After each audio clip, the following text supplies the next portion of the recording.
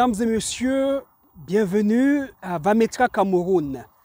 Vametra Cameroun, c'est l'association pour la valorisation de la médecine traditionnelle au Cameroun. Je suis le docteur Joya, diplômé en santé de reproduction et docteur traditionnel. Oui, il ne faut pas confondre les choses. Il y a des choses, des maladies, des problèmes que la médecine traditionnelle maîtrise, que l'hôpital ne maîtrise pas. Pour exemple, nous allons revenir sur ce qu'on appelle l'eau sale dans le ventre. Allez dire à un médecin que vous avez de l'eau sale dans le ventre, il va se moquer de vous. Allez dire à un médecin que le bas-ventre chauffe, il va faire l'échographie, il ne verra du tout rien, pas de fibrome, pas de myome. Il va faire une radio de trompe, rien du tout. Il va faire un bilan MST, rien du tout. Et en Afrique, depuis la nuit des temps, il y a des femmes qui ne gardent pas la grossesse. Elle tombe enceinte autant pour moi, et après, elle perd la grossesse. Chez nous, les Bamoun, on ne dit pas elle a perdu la grossesse. On dit elle a gâté la grossesse. D'accord? Cette femme, c'est la 4e fois qu'elle gâtait une grossesse. Il prévoyait, comme si elle était consciente, comme si c'est elle qui faisait en sorte que l'avortement puisse avoir lieu. Et pourquoi le Bamoun traditionnel le disait déjà? Il prévoyait, elle a gâté la grossesse, parce que les anciens, nos parents étaient convaincus que c'est le corps de la femme qui n'acceptait pas la grossesse. Donc lorsque vous tombez enceinte, le spermatozoïde a fécondé l'ovule, test de grossesse positif, vous êtes enceinte. Mais si vous ne parvenez pas à garder cette grossesse jusqu'à 9 mois, jusqu'à l'accouchement, on dira vous avez gâté la grossesse. En fait, c'est le corps qui n'a pas accepté la grossesse. Alors, mesdames et messieurs, vous qui partez faire une fécondation in vitro, lorsque ça ne marche pas, lorsque ça échoue, c'est vous-même. Dis c'est vous, c'est être méchant, mais c'est votre corps. Alors, lorsque les mamans disaient ma belle-fille, elle a déjà gâté 3 grossesses, est-ce qu'il suffisait de dire cela et de s'arrêter? Non. Lorsqu'on identifiait le problème, qu'elle, tout le temps, elle fait des avortements ou encore des fausses couches, alors on lui préparait un médicament traditionnel. Nous sommes là devant la plante que les Bamoun ont longtemps utilisée, associée à d'autres, pour combattre ce phénomène d'avortement.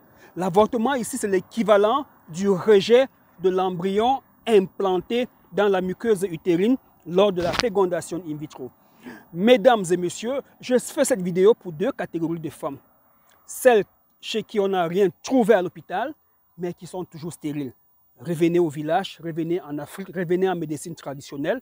Il y a des choses qu'on connaît en médecine traditionnelle que l'hôpital ne connaît pas du tout.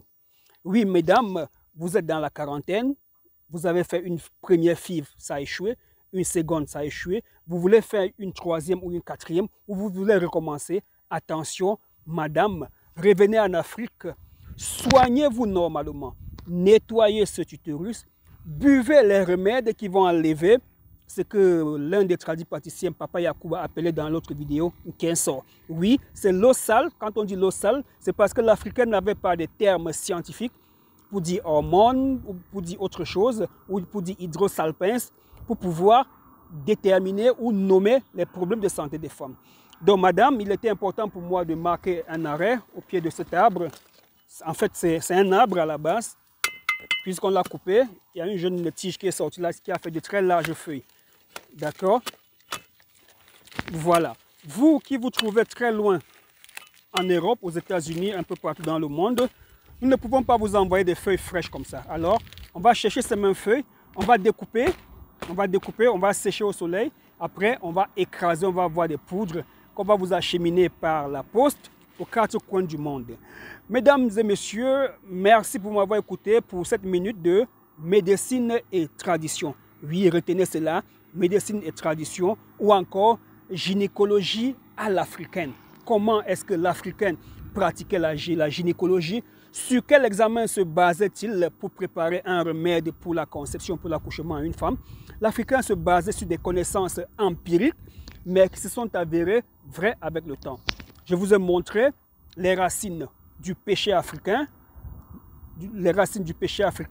cet arbuste qui a des racines jaunâtres, qui est un puissant analgésique contre douleur. D'accord? Donc, la science nous aide de plus en plus à prouver aux yeux du monde entier que les Africains ne sont pas restés dans l'obscurantisme comme certains médecins modernes veulent nous le faire savoir. Mesdames et messieurs, merci. À bientôt pour d'autres explications concernant les problèmes de gynécologie ou encore de stérilité.